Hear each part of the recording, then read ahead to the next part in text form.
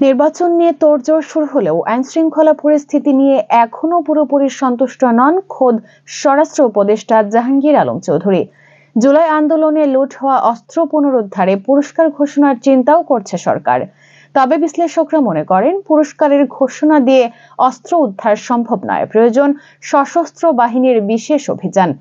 Police সদর দফতর বলছে ২০২৪ সালের ৫ আগস্টের আগে থানা ও ফাঁড়ি মিলে পুলিশের মোট ৫৭৪টি স্থাপনায় হামলা ও লুটপাট হয়। খোয়া যায় রাষ্ট্রের ৫,৭৫৩টি অস্ত্র এবং ৬,৫১,৮৩২ রাউন্ড গোলাবারুদ। গেল সেপ্টেম্বরে শুরু হওয়া অভিযানে ফেরত আসে ৪,০০০-এর বেশি অস্ত্র এবং প্রায় ৪ লাখ রাউন্ড গোলাবারুদ। তবে এখনো উদ্ধার হয়নি প্রায় ১,৫০০ আগ্নেয়াস্ত্র।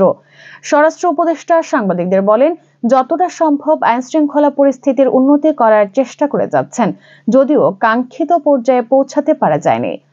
জাতীয় নির্বাচনের আগে সব ধরনের অস্ত্র উদ্ধারের আশা পুলিশ বিভাগের।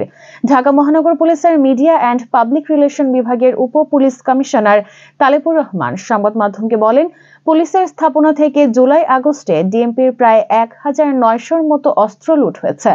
এর মধ্যে ১,২০০-র কিছু বেশি উদ্ধার করা হয়েছে। বিশ্লেষকরা বলছেন, নির্বাচনের আগে লুট হওয়া অস্ত্র উদ্ধার করতে না পারলে শান্তিপূর্ণ ভোট গ্রহণে বড় ধরনের ঝুঁকি তৈরি করতে পারে। অস্ত্র উদ্ধারে পুরস্কারের ঘোষণা পুলিশের কাছে ইতিবাচক মনে হলেও এমন উদ্যোগ কাজে আসবে না। সমাজ ও অপরাধ বিশেষজ্ঞ ডক্টর তৌহিদুল হক বলেন, ওই অস্ত্রগুলো অপরাধ প্রবণ ব্যক্তিদের কাছে থাকে, যারা অস্ত্রগুলোকে পুঁজি করে নানা ধরনের অস্থিরতা সৃষ্টি করবে বা অপরাধ কাজে অস্ত্রগুলোকে ভাড়া দেবে।